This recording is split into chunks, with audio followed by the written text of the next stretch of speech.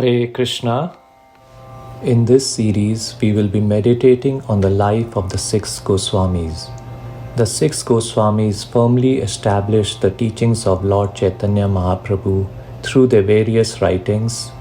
They propagated the doctrine and philosophy of Sri Chaitanya Mahaprabhu for the benefit of the whole world.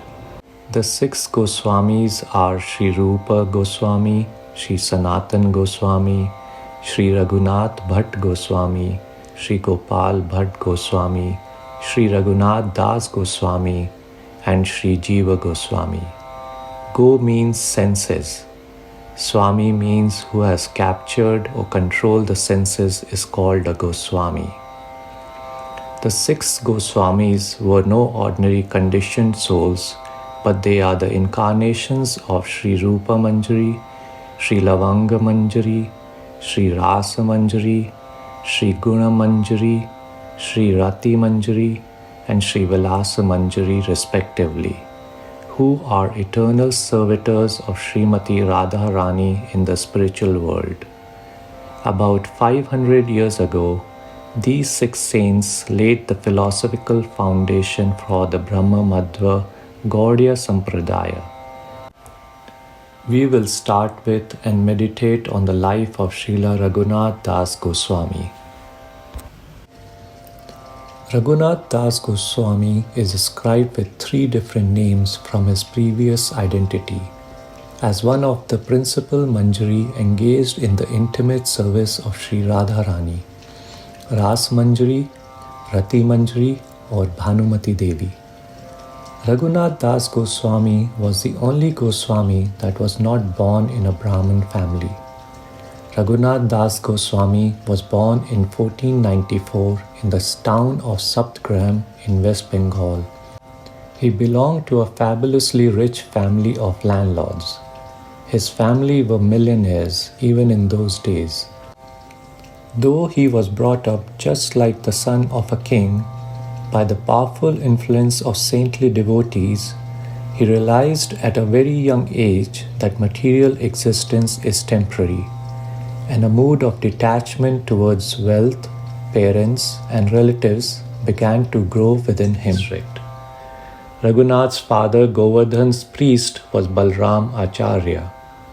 Raghunath Das Goswami was instructed in his boyhood by Balram Acharya, a great scholar and an advanced devotee of the Lord. Raghunath Das, who was the son of Govardhan Majumdar and was later to become Raghunath Das Goswami, was at that time a boy engaged in study.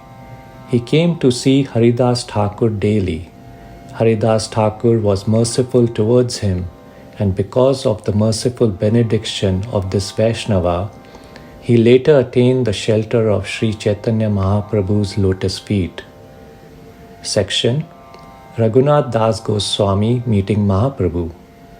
Raghunath Das Goswami had his first opportunity to see Mahaprabhu when the Lord came to Shantipur after taking sannyas. As soon as he saw the Lord, Raghunath Das Goswami fell to his feet in a transport of divine love. Raghunath's father Govardhan Majumdar always served Advaita Acharya with faith and devotion, and thus Advaita Acharya was predisposed to show kindness to the young Raghunath. He thus made sure that Raghunath received the Lord's remanence for as long as he remained in Shantipur. When the Lord departed to Puri, Raghunath Das Goswami returned to his home in Saptagram, but he had been transformed and was constantly feeling intense separation from the Lord. Seeing him in this condition, his father surrounded Raghunath Das Goswami by a guard of 11 men, including 2 Brahmins, 4 servants, and 5 guards. Even so, Raghunath Das Goswami tried on several occasions to run away in order to join the Lord, but each time was caught and brought back before realizing his objectives. In 1513, Raghunath Das Goswami was 19 years when the Lord made his attempt to visit Vrindavan, but only managed to get as far as Kanernatshala. he returned to Shantipur and again stayed there for a short period of time. Raghunath wanted to see the Lord and this time begged his father to give him permission to go to Advait Acharya's house. When Raghunath saw the Lord, it was as though he regained a new lease on life. He told the Lord of the intolerable situation he was living and prayed to him to tell him how he could break free from the bondage of his material existence. The all-knowing Lord could understand the depth of Raghunath Das Goswami's feeling, and yet he tried to pacify him with the following instruction. Be patient and return home. Don't be a crazy fellow. By and by you will be able to cross the ocean of material existence. You should not make yourself a show bottle devotee and become a false renunciant. For the time being, enjoy the material world in a befitting way and do not become attached to it. Sri Chaitanya Mahaprabhu continued, within your heart you should keep yourself very faithful, but externally you may behave like an ordinary man. Thus Krishna will soon be very pleased and deliver you from the clutches of Maya. A year later, Raghunath once again became anxious to see Mahaprabhu and repeatedly ran away from home in an effort to go to Puri. Section Panihati Festival, also known as Dand Mahotsav. While Raghunath Das Goswami was devising a plan for how he would be delivered from this entanglement, he heard that Nityanand Prabhu had made an auspicious appearance in the town of Panihati. Thinking that Nityananda was the deliverer of the most fallen and that by his mercy he would surely be able to find his freedom, he went across the Ganges to Panihati, where he found the Lord sitting under a tree on a wooden seat, surrounded by his associates. As soon as Raghunath saw him from a distance, he fell down like a rod. Lord Nityananda Prabhu said, "You are a thief. Now you have come to see me. Come here, come here. Today I shall punish you." The Lord called him, but Raghunath Das did not go near the Lord. Then the Lord forcibly caught him and placed his lotus feet on Raghunath Das's head. You are just like a thief, for instead of coming near, you stay away at a distant place. Now that I have captured you, I shall punish you. Make a festival and feed all my associates yogurt and chipped rice. Hearing this, Raghunath Das was greatly pleased. The festival which Nityanand Prabhu ordered Raghunath Das Goswami to put on is still celebrated as the Panihati Chida Dahi Mahotsav. Nityananda Prabhu and a manifestation of Sri Chaitanya Mahaprabhu himself celebrated the festival, eating on the banks of the Ganges, just as though they were cowherd boys on the banks of the Yamuna river.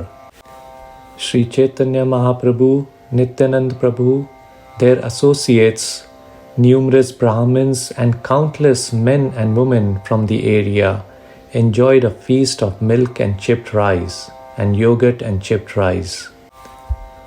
The opportunity to serve the Lord and his devotees in this way was something that could not come about except for some great fortune.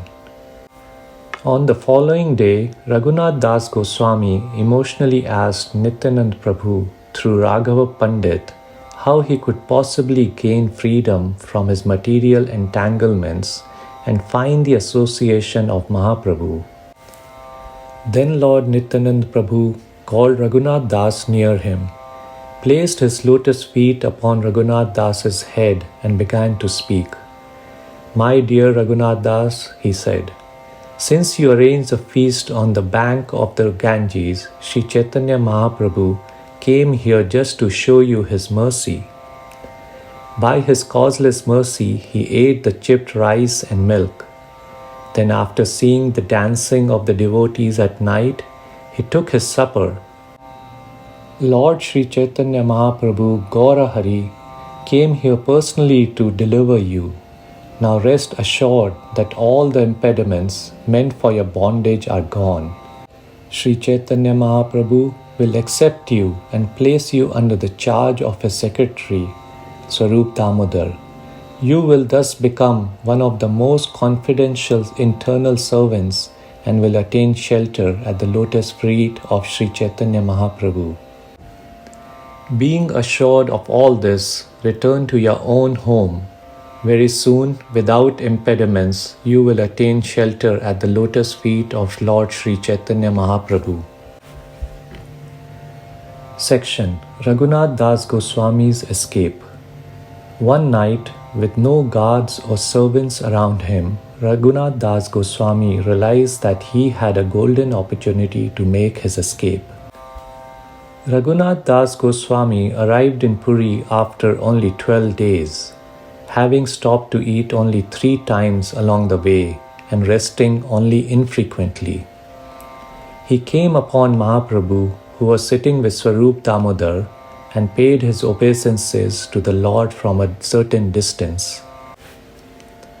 The Lord told him to approach, and Raghunath Das Goswami fell at his feet. The Lord embraced him, his heart melting with compassion for the exhausted young man. Lord Sri Chaitanya Mahaprabhu said, "The mercy of Lord Krishna is stronger than anything else. Therefore the Lord has delivered you from the ditch of materialistic life, which is like a hole into which people pass stool." Raghunath Das answered within his mind, "I do not know who Krishna is. I simply know that your mercy, O my Lord, has saved me from my family life." Section Raghunath Das Goswami Renunciation. Mahaprabhu noticed that Raghunath was dirty and weak after his journey, and so, after accepting him as his own son and servant, entrusted him to Swarup Damodar, telling him, "Take responsibility for him and to see to his well-being." He was henceforth to be known as Raghu or Swarup Damodar. The Lord also told Govinda to take care of Raghunath with great affection. When Govinda gave Raghunath Das Goswami the remnants of the Lord's plate to eat, Raghunath was overjoyed. Things went on like this for 5 days, Raghunath Das Goswami taking the Lord's remnants each day, but on the 6th day, he stopped taking the Lord's Mahaprasad. From that day on, he went to the Jagannath temple and took darshan of the Lord's flower offering, after which he would stand at the lion's gate and beg Mahaprasad. The Lord asked after Raghunath Das Goswami and learned that he was no longer taking prasad in the same way as before, but begging by the Simha Dwar. When Sri Chaitanya Mahaprabhu heard this, he was greatly satisfied. "Raghunath Das has done well," he said. "He has acted suitably for a person in the renounced order. A person in the renounced order should always chant the holy name of the Lord. He should beg some alms to eat, and he should sustain his life in this way. A Vairagi, a person in the renounced order, should not depend on others. If he does so, he will be unsuccessful, and he will be neglected by Krishna. If a renunciant is eager for his tongue to taste different foods, his spiritual life will be lost, and he will be subservient to the taste of his tongue." The duty of a person in the renounced order is to chant the Hare Krishna mantra always. He should satisfy his belly with whatever vegetables, leaves, fruits, and roots are available. One who is subservient to the tongue and who thus goes here and there, devoted to the genitals and the belly, cannot attain Krishna. Raghunath Das Goswami would never speak to the Lord directly, but ask Govinda or Swarup Damodar to submit any question or request to the Lord on his behalf. One day he asked the Lord through Swarup Damodar to instruct him personally on his duties. When the Lord heard this, he told Raghunath that Swarup Damodar knew far more than he did, and that he should take instructions from him about the goal of life and how to attain it. When Raghunath Das Goswami's eagerness to hear from him directly did not abate, the Lord said, "If he has faith in my words, then let him follow these instructions. Do not talk like people in general or hear what they say. You should not eat very palatable food, nor should you dress very nicely. Do not expect honor, but offer all respect to others. Always chant the holy name of Lord Krishna, and within your mind render service to Radha and Krishna in Vrindavan." Raghunath Das Goswami's parents were distressed to hear of his lifestyle and sent a Brahmin, 2 servants, and 400 rupees to Shivanand for Raghunath Das Goswami. The following year, Shivanand took these servants and the money to Puri with him and informed Raghunath Das Goswami that his father had sent them. Raghunath Das Goswami would not accept them, but thinking of his father's benefit, he took some of the money and used it to pay for Mahaprabhu's meals twice a month. After doing this for 2 years, Raghunath Das Goswami abandoned this practice also. In response to Mahaprabhu's question about why Raghunath Das Goswami had stopped inviting him, Swarup Damodar said that Raghunath Das Goswami had decided that since his father was a materialistic man, Mahaprabhu was not really pleased to eat the food purchased with his money. By accepting such money, his own mind was becoming contaminated, and his only gain was some fame and status. Furthermore, he thought that Mahaprabhu was only accepting his invitation out of kindness, because Raghunath was so foolish that he would be unhappy if he refused. But that in fact he was secretly not very pleased by it. Mahaprabhu was greatly satisfied to hear this conclusion and said, "When one eats food offered by a materialistic man, one's mind becomes contaminated, and when the mind is contaminated, one is unable to think of Krishna properly. When one accepts an invitation from a person contaminated by the material mode of passion, the person who offers the food and the person who accepts it are both mentally contaminated. Because of Raghunath Das's eagerness, I accepted his invitation for many days. It is very good that Raghunath Das, knowing this, has now automatically given up this practice." Raghunath Das Goswami's austerities grew stronger with each passing day. He stopped begging at the Lion's Gate and started going instead to an almhouse. When Mahaprabhu heard this news from Govinda, he asked Swarup Damodar what the cause was for the change. Swarup Damodar answered that Raghunath was finding that a lot of time was being wasted standing in front of the Simdwar and was going to the almhouse every day at noon instead. Mahaprabhu praised Raghunath's decision, saying, "Begging by the Simdwar resembles the behavior of a prostitute. A prostitute stands around and waits for some man to come and give her some business. A beggar cannot remain indifferent as he waits for someone to be kind to him. Going for handouts at the almhouse does not present the same kind of problem. One simply has to go at the proper time and one receives enough to keep his body alive. This is useful if one wishes to use one's time in chanting the holy names." It is said of Raghunath Das Goswami's ascetic vows that they were like lines drawn in stone. He spent 21 hours a day engaged in chanting Krishna's names and in smarana, only 1.5 hours for sleep and food. He only ate enough to keep body and soul together. He allowed no delicious foods to ever touch his tongue, and he wore only a piece of torn cloth and a quilt. Finally, he started going at night to gather the prasad, which the vendors outside the temple threw away near the Simdwar after it started to go so bad that even the Tailangi cows would not eat it. He would wash it to take out the dirt until he reached the hard core of the grains which had not cooked. This is what he would eat, only adding a little salt. One day, Sri Swarup Damodar Goswami saw Raghunath Das Goswami doing this and came and asked him for some of this prasad, comparing it to the nectar of the gods. Even Mahaprabhu, when he heard about it from Govinda, came and took a handful of Raghunath's prasad, though Swarup Damodar prevented him from taking a second. Sri Chaitanya Mahaprabhu said, "What nice things are you eating? Why don't you give anything to me?" Saying this, he forcibly took a morsel and began to eat.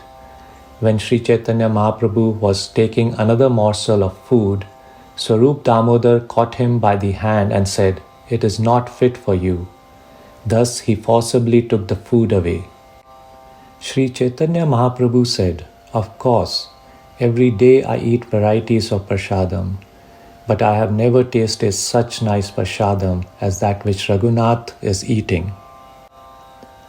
Sri Chaitanya Mahaprabhu again bestowed his mercy upon Raghunath Das by giving him a stone from Govardhan hill and a garland of small conch shells. Previously, when Shankar Anand Saraswati had returned from Vrindavan, he had brought the stone from Govardhan hill and also the garland of conch shells. He presented Sri Chaitanya Mahaprabhu with these two items, the garland of conch shells and the stone from Govardhan hill. Upon receiving these two uncommon items, Sri Chaitanya Mahaprabhu was extremely happy. While chanting, he would put the garland around his neck. The Lord would put the stone to his heart or sometimes to his eyes. Sometimes he would smell it with his nose and sometimes place it on his head. The stone from Govardhan was always moist with tears from his eyes. Sri Chaitanya Mahaprabhu would say, "This stone is directly the body of Lord Krishna." For 3 years he kept the stone and garland. Then, greatly satisfied by the behavior of Raghunath Das, the Lord delivered both of them to him. Sri Chaitanya Mahaprabhu instructed Raghunath Das, "This stone is the transcendental form of Lord Krishna. Worship the stone with great eagerness." Sri Chaitanya Mahaprabhu continued, "Worship this stone in the mode of goodness like a perfect Brahmana, for by which worship you will surely attain ecstatic love of Krishna without delay." After thus advising him how to worship, Lord Sri Chaitanya Mahaprabhu personally offered Raghunath Das the Govardhan Shila with his transcendental hand. As advised by Lord, Raghunath Das worshipped the Shila in great transcendental jubilation. Thus Raghunath Das began worshipping the stone from Govardhan, and as he worshipped, he saw the Supreme Personality of Godhead, Krishna, the son of Nand Maharaj, directly in the stone. Raghunath Das Goswami remained under Swarupa Damodar's tutelage as long as he stayed in Puri, thus gaining direct access to Mahaprabhu's confidential service and association. In all, he remained in Puri for 16 years, until the Lord and his chief confidant disappeared to the eyes of this world. When this event took place, Raghunath felt that he could no longer live in their absence and decided to go to Vrindavan to commit suicide by jumping from Govardhan hill. When he arrived in Vraja, he met Rupa Goswami and Sanatan Goswami. They spoke to him for a long time and finally persuaded him not to put an end to his life. They adopted him as a third brother and kept him with them. Rupa and Sanatan Goswami were enriched by hearing the nectarian pastimes of Lord Sri Chaitanya Mahaprabhu from Raghunath Das Goswami. Raghunath Das Goswami lived in Radhakund, which was where he engaged in his most intense devotional practices. He was blessed there by Nityanand Prabhu's widow, Janvi Devi, when she visited Radhakund. The external meaning of renunciation is detachment from sense gratification, but its true meaning is attachment to the Supreme Person. Raghunath Das Goswami's strong attachment to the lotus feet of Sri Radha and Krishna meant that he was completely and naturally detached from anything which was not connected to his worshipful lords. Section Expanding Radhakund and Shyamkund. When Mahaprabhu himself visited the village of Arit and displayed his pastime of bathing in a rice field, by which he indicated the presence of Radhakund and Shyamkund, at that time the two tanks had not been excavated and finished with steps, etc. One day, Raghunath Das Goswami suddenly considered to himself that if these kundas were filled with water, it would be very good. Considering that for this purpose money would be needed, Raghunath Das Goswami remained silent. However, when a devotee desires something that cannot be denied, for Krishna always fulfills his devotees' desires. Meanwhile, one rich person had gone to Badrikashrama to get the Lord's darshan. He offered Lord Narayan a large sum of money. That night, in a dream, the Lord ordered the man, "Take this money to Aritgram in Raja. There you will find the best of the Vaishnavas, Raghunath Das. Give the money to him in my name. If Raghunath does not agree to take the money, you should remind him about his desire to clean the two kundas for bathing and drinking water." Speaking these words, the Lord disappeared, and that sincere devotee happily came here to Aritgram. Going before Raghunath Das, he fell to the ground, offered his obeisances, and then gave the money to Raghunath. He explained the instructions given to him by the Lord in his dream. Raghunath became stunned for some time. After some time, he repeatedly praised his fortune and requested the rich man to excavate the two kundas without delay. Hearing this, that fortunate man was filled with ecstasy and proceeded to engage many people for the work. Very soon the kundas were dug out. Everyone decided that the following day a few old trees on the bank of Shyamkund should be cut. That night Raghunath Das Goswami had a dream in which King Yudhishthira told him, "My brothers and I are living within those trees. Tomorrow morning go to Manas Pavan Ghat, identify those 5 trees and protect them from being cut."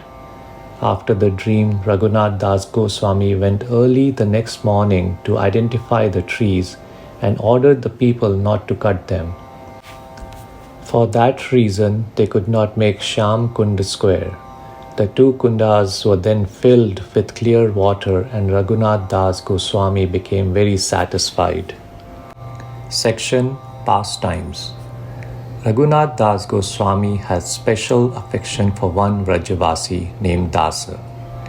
One day this Dasa went to Sakestali village and got a large leaf of Palacha tree. He was thinking how Das Goswami would not eat grains due to intense feelings of separation.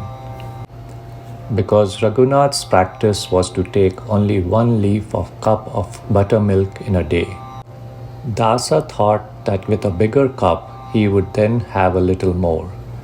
Considering this, Dasa went to his home, made a cup from this leaf and brought the buttermilk to Raghunath. On seeing the new leaf cup, the Goswami inquired where the large leaf cup had come from. Dasa replied that he had gone herding cows at Sakestale, where he found the nice leaves which he brought back. Hearing the name Sakestale, Raghunath Das Goswami became full of anger and threw the cup along with the buttermilk far away. After some time, when he became calm, Raghunath Das Goswami ordered Dasa never to go again to Sakesthale, as it was the residence of Chandravali. Hearing this, Dasa could then understand the spiritual activities of the pure devotees. They always remain fixed in the eternal spiritual form. When staying by Radha Kund, Raghunath Das Goswami had no fixed shelter. He occasionally stayed with Gopal Bhatt Goswami, whose cottage was situated on the banks of Manasa Ganga in Govardhan. At that time, these areas were jungles filled with ferocious animals. One day, Sanatan Goswami came to the banks of Manasa Ganga to meet Gopal Bhatt Goswami. Before accepting his noon meal at Gopal Bhatt's Bhajan Kutir, he went to take the bath at the Pavan Ghat of Manasa Ganga. From there, he saw two tigers come to the kund and after drinking some water, saunter off. Just near that spot, Raghunath Das Goswami was sitting under a tree absorbed in his bhajan. Sanatan Goswami was startled to see this, but even more so when he saw Sri Krishna standing at some distance observing everything. He then requested Raghunath to do his bhajan within a hut. On another occasion, Raghunath Das Goswami, who still hadn't bothered to have a kutir constructed, was sitting in the noonday sun absorbed in his bhajan. Srimati Radharani happened to pass that way at this time, and seeing that the sun was beating down on Raghunath Das Goswami's head, she stood behind him and held the end of her sari to shield him from the sun's rays. Then one of the Goswamis came along and saw this heart-rending scene. While profuse perspiration continued to flow from Srimati Radharani's transcendental body, this time, when he was again requested to do his bhajan in a kutir, he immediately agreed to comply. Raghunath Das Goswami was always engaged in worshipping Sri Radha Govinda within his mind. One day, in his meditation, he prepared and offered sweet rice to Sri Radha and Krishna. In great happiness, they and the gopis ate the sweet rice, and he accepted the remnants. While he was honoring the Lordship's prasad, he was filled with intense love and ate slightly more than what he was accustomed to. The next day, his health was not good. Vallabh Acharya's son, Sri Vitthal, sent two doctors to see Raghunath Das Goswami at Radha Kund. Seeing his condition, the physicians insisted that Raghunath Das Goswami's illness was the result of eating too much sweet rice. Vitthal Anantha was astonished to hear this diagnosis and said, "This is impossible. He never eats anything but whey." Raghunath Das Goswami then spoke up, saying that he had indeed eaten milk and rice in the course of his meditation on the pastimes of Radha and Krishna. Raghunath Das Goswami entered into the divine couple's eternal pastimes in October of 1586. His samadhi lies on the banks of Sri Radha Kund. Some of the books compiled by Raghunath Das Goswami were Stavavali, Sri Dana Keli Chintamani, and Mukta Charita, among others. Beyond his literary accomplishments, he is best remembered as the very emblem of renunciation. He was totally detached from material enjoyment and is appropriately known as the Prayojana Acharya, one who teaches by his own example about the ultimate goal of life. Hare Krishna.